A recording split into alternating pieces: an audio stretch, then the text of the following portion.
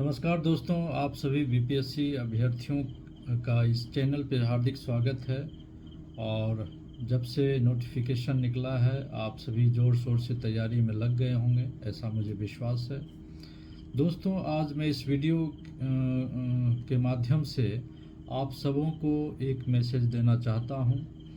और मैं चाहता हूं कि पीटी एग्ज़ाम आप लोगों को पास करने के लिए किसी भी प्रकार का कोई परेशानी नहीं हो। और इसके लिए सर्वप्रथम पीटी एग्ज़ाम कैसे पास करना है, इसके लिए किन किन बातों का ध्यान रखना है, कैसे अध्ययन करना है और किस सब्जेक्ट पर ज़्यादा ध्यान देना है, इन सारी बातों को लेकर आज मैं एक विस्तृत प्लान के साथ आपके सामने उपस्थित हुआ हूं। और मुझे उम्मीद है कि इस वीडियो को देखने के उपरांत आपकी तैयारी में काफ़ी सहयोग मिलेगा और साथ ही साथ आप अच्छे ढंग से तैयारी कर पाएंगे और इस प्रारंभिक एग्ज़ाम को आप पास कर पाएंगे। दोस्तों, तो मेरे इस वीडियो को आप अंत तक देखेंगे और इसमें जो विश्लेषण मैं करना चाहता हूं, जिन बातों को आपके सामने रखना चाहता हूं, आप ध्यानपूर्वक इसको सुनेंगे और ख़ुद इसमें आप मंथन करेंगे कि ये कितना सही है। और इसके उपरांत आपको तैयारी में अब इससे मदद भी मिलेगी और काफ़ी सहूलियत होगी। दोस्तों, सबसे पहले मैं यह बताना चाहता हूं कि बीपीएससी सम्मिलित संयुक्त परीक्षा 3 चरणों में होती है: प्रारंभिक परीक्षा, मुख्य परीक्षा और इंटरव्यू। ये सभी आपको पता होगा और आप सभी जानते हैं कि प्रारंभिक परीक्षा पूर्व की भांति विगत कुछ वर्षों से चेंजिंग हुआ है, इसका पैटर्न में चेंजिंग हुआ है। पूर्व में बहुत पहले 4-5 साल पहले तक आप देख रहे होंगे कि जितनी संख्या अभ्यर्थियों का एग्ज़ाम में होती थी उसका 10% बीपीएससी द्वारा रिजल्ट दिया जाता था। लेकिन अब ऐसी व्यवस्था नहीं है।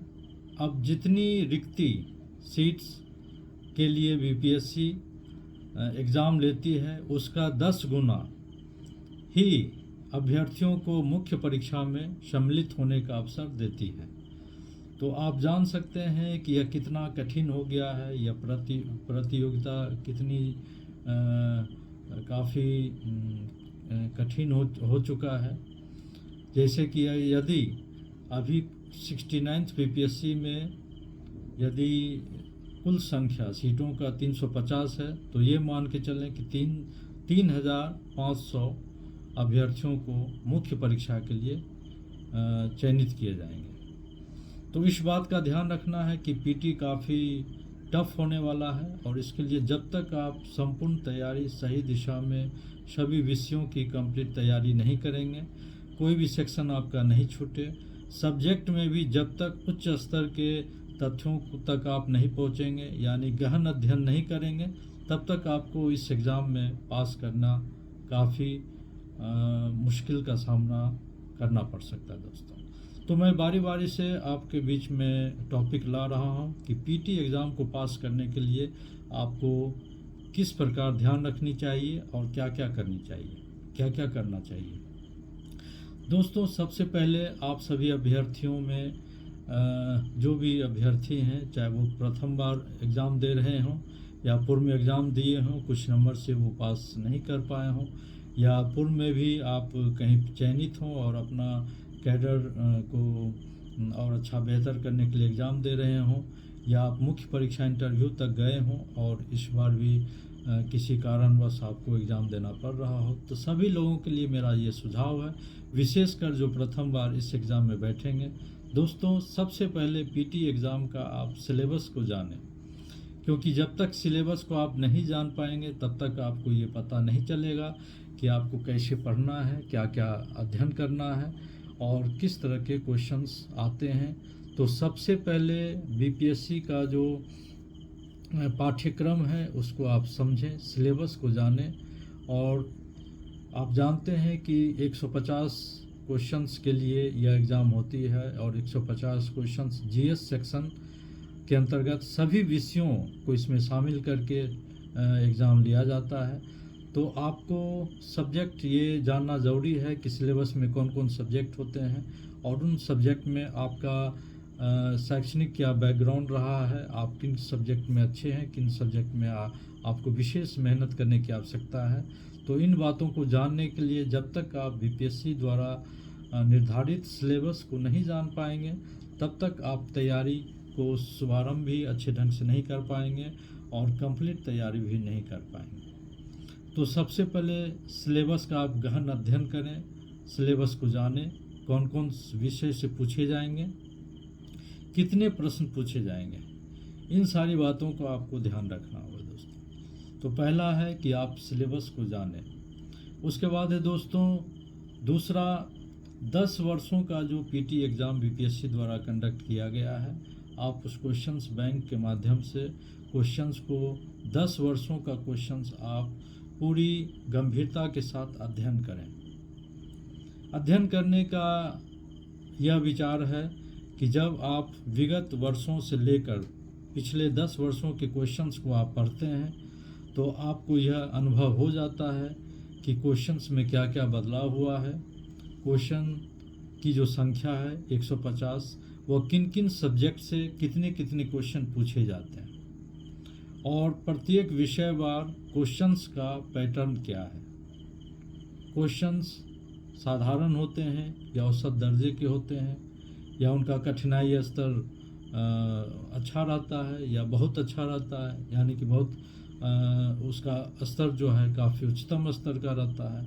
इन सारी बातों से अवगत आप तभी हो पाएंगे जब तक आप क्वेश्चंस को नहीं जान पाएंगे। तो दोस्तों 10 वर्षों का जो क्वेश्चंस विगत वर्ष से लेकर पिछले 10 वर्ष का क्वेश्चन आप बीपीएससी का जो प्रारंभिक परीक्षा में पूछे गए हैं उनका आप कम से कम अच्छे ढंग से गहन अध्ययन करें और अपना सेल्फ नोटबुक में यह नोट करें कि किस सब्जेक्ट से कितने क्वेश्चंस एवरेज पूछे जाते हैं, क्वेश्चन का स्टैंडर्ड क्या रहता है, क्वेश्चन का पैटर्न क्या रहता है, किस तरह से किस सब्जेक्ट से ज़्यादा क्वेश्चंस पूछे जाते हैं। ये विश्लेषण आपको करना ही पड़ेगा, ये विश्लेषणात्मक अध्ययन आपको करना पड़ेगा और इसके लिए आपको 10 वर्षों का क्वेश्चंस को आपको कम से कम अध्ययन करना बहुत ज़रूरी है दोस्तों।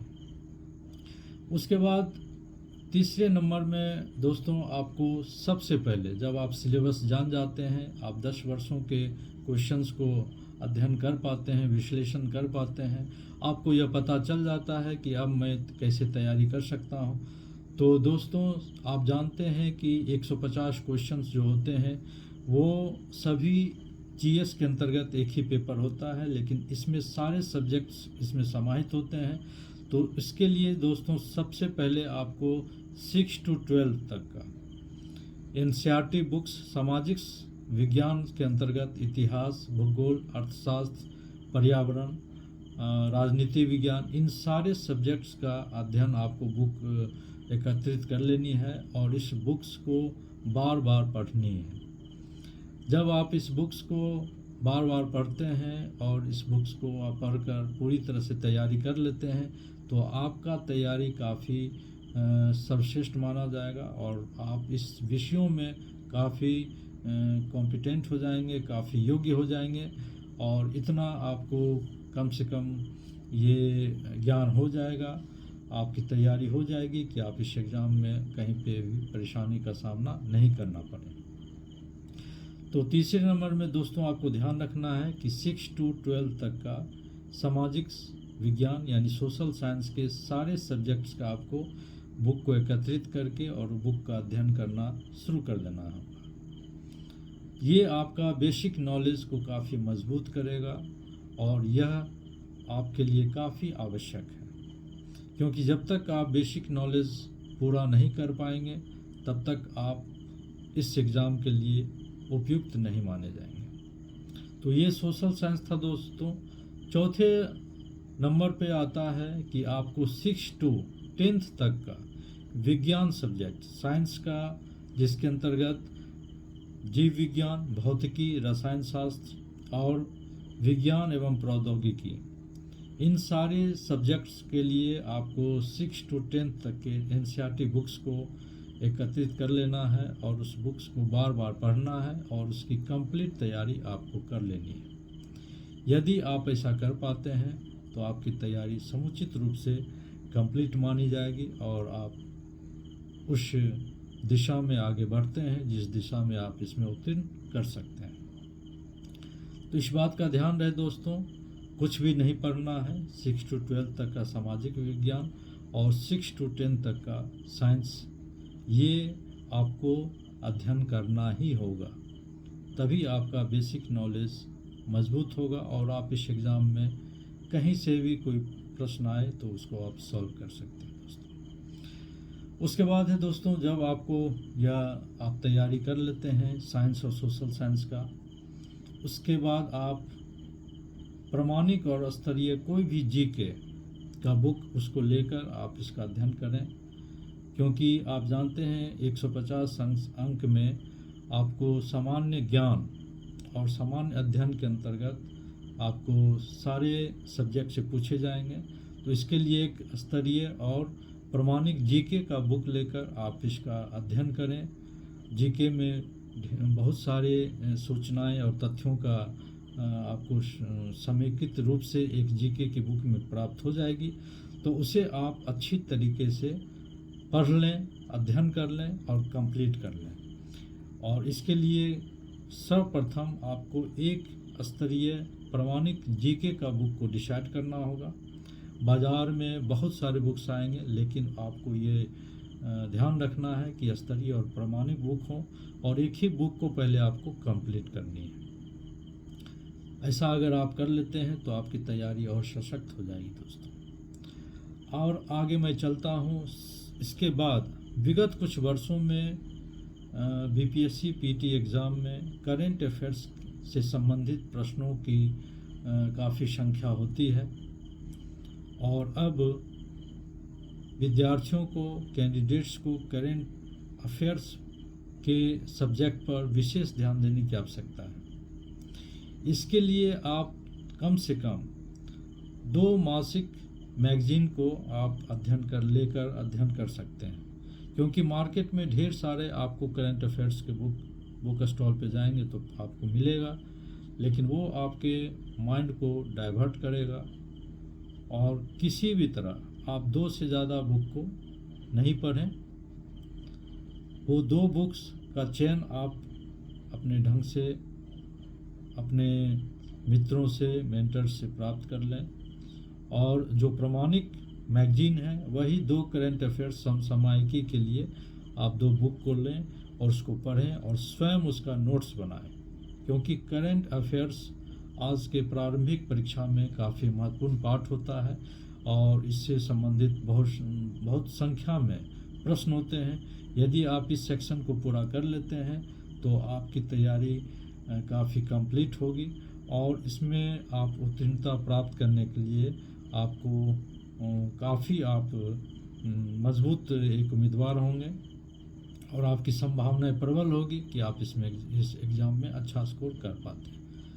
तो करेंट अफेयर्स पर विशेष ध्यान देना है दोस्तों, और इसके लिए आपको परीक्षा से कम विगत पिछले 1 वर्ष का करेंट अफेयर्स जो अंतर्राष्ट्रीय, राष्ट्रीय और आपके बिहार राज्य से संबंधित हो उनका पूरी तरह से आप गहन अध्ययन कर लें। इसके लिए मासिक मैगजीन जो 2 प्रमाणिक मैगजीन होगा उसका आप अध्ययन करें।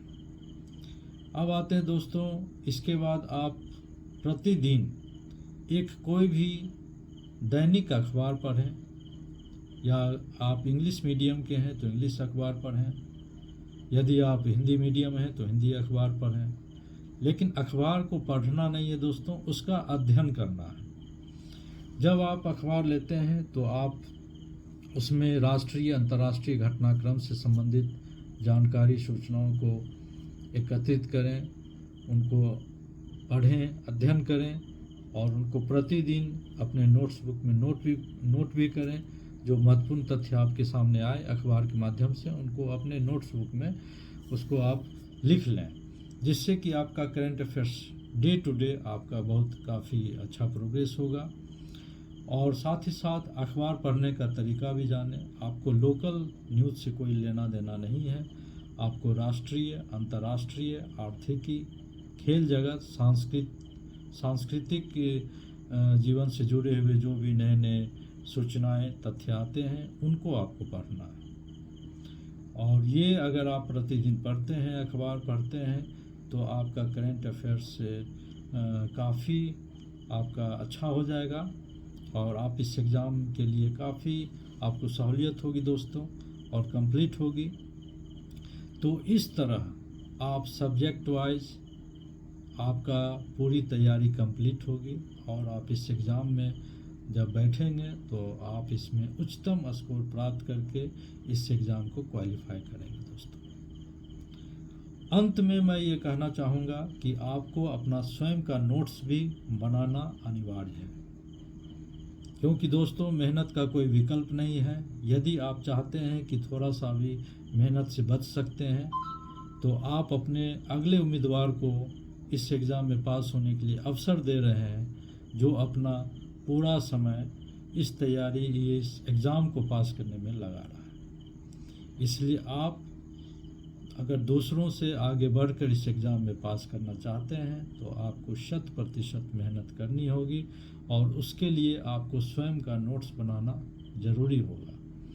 जितने भी सफल प्रतिभागी हैं, जितने भी आज यूपीएससी और बीपीएससी पास करके ऑफिसर बने हैं, अधिकारी बने हैं, अपने सपने को साकार किए हैं, यदि आप उनसे मिलेंगे वो एक बात ज़रूर आपको बताएंगे कि वो अपना नोट्स स्वयं बनाएं। तो दोस्तों अपना स्वयं का नोट्स बनाना आप आज से शुरू करें।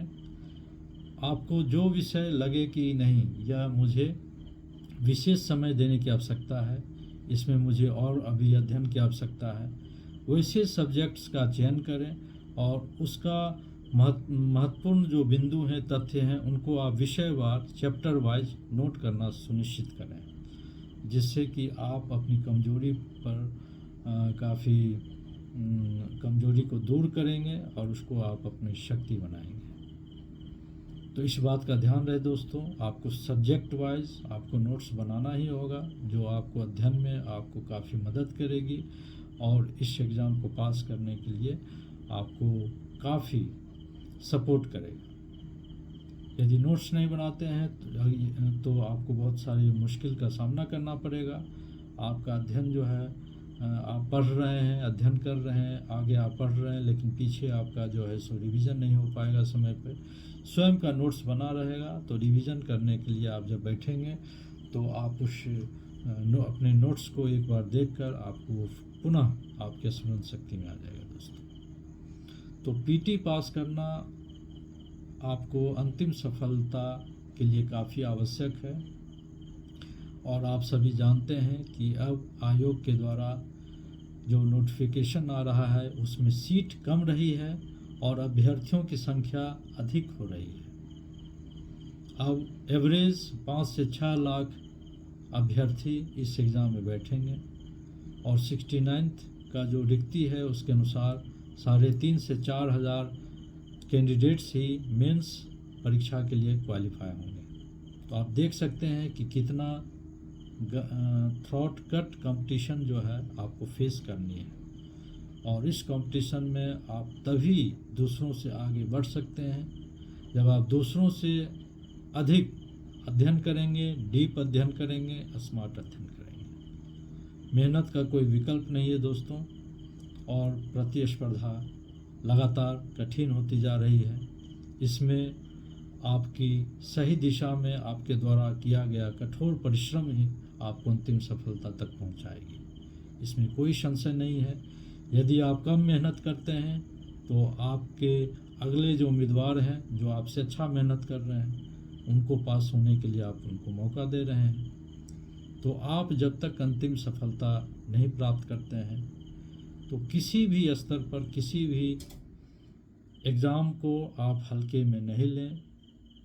आप अपना 100% मेहनत करें, ईमानदारी पूर्वक आप समय का सदुपयोग करें, समय को व्यर्थ नहीं जाने दें। एग्ज़ाम तक आप डेडिकेशन के साथ तैयारी करें और आप किसी भी सब्जेक्ट को, किसी भी सेक्शन को नहीं छोड़ें, बल्कि किसी भी चैप्टर को, किसी भी विषय को अध्ययन के लिए कोई मापदंड नहीं है, ये आप पर निर्भर करता है। जितना डीप, जितना गहन अध्ययन आपका होगा, उतनी ही प्रारंभिक परीक्षा से लेकर अंतिम सफलता मिलने की प्रबल संभावना होगी। तो यह आप पर डिपेंड करता है कि आप इस एग्ज़ाम में पूरी तरह से 100% मेहनत करके अंतिम सफलता तक हासिल करते हैं, या आप अनमने ढंग से तैयारी करके प्रारंभिक परीक्षा से ही आप इस दौर से बाहर निकलना चाहते हैं। तो ये आप पर डिपेंड है, आपके हाथ में है। यदि आप डिसाइड किए हैं कि आपको इस एग्ज़ाम को निकालना है, तो सर्वप्रथम इस वीडियो में मैं जिस तरह से सिस्टमेटिक ढंग से आपको बताया हूँ, उस तरह से आप तैयारी करें, आपकी सफलता निश्चित होगी। और प्रारंभिक परीक्षा ही नहीं, यदि आप पूरी लगन के साथ मेहनत करते हैं तो आप अंतिम सफलता को प्राप्त करके आप अपने कैरियर को एक नई ऊंचाई तक ले जाएंगे, एक नई उज्जवल भविष्य का शुभारंभ कर सकते हैं। और एक मैसेज आप अपने जुड़े हुए विद्यार्थियों को, समाज को दे सकते हैं कि कठिन मेहनत से किसी भी परीक्षा को क्लियर किया जा सकता है और सफलता प्राप्त किया जा सकता है। दोस्तों, आज का वीडियो काफ़ी, मेरे विचार से काफ़ी सीरियस वीडियो है। सीरियस होनी भी चाहिए, क्योंकि आप जिस एग्ज़ाम की तैयारी करने जा रहे हैं, जिस एग्ज़ाम में बैठने जा रहे हैं, उसमें सीरियस होना काफ़ी ज़रूरी है। जब आप सीरियस नहीं होंगे तब इस एग्ज़ाम के इम्पोर्टेंस को आप नहीं समझ पाएंगे। यदि आप सीरियस होंगे तो आप अपने समय का एक एक क्षण, एक एक मिनट आप अपनी तैयारी में लगाएंगे और अधिक से अधिक आप अध्ययन करना चाहेंगे, जिससे कि आपकी सफलता की संभावना हमेशा काफ़ी बढ़ती जाए। तो ढेर सारी शुभकामनाओं के साथ इस विषय पर मैं फिर आपके बीच उपस्थित रहूँगा। आप सभी पूरी डेडिकेशन के साथ तैयारी करें, सकारात्मक विचार को रखें और तैयारी में अपने आत्मविश्वास को बनाए रखें, इसी विश्वास के साथ कि आप सभी इस एग्ज़ाम को क्वालिफाई करेंगे, आप मेहनत करेंगे। ढेर सारी शुभकामनाओं के साथ आप सभी को बहुत बहुत धन्यवाद।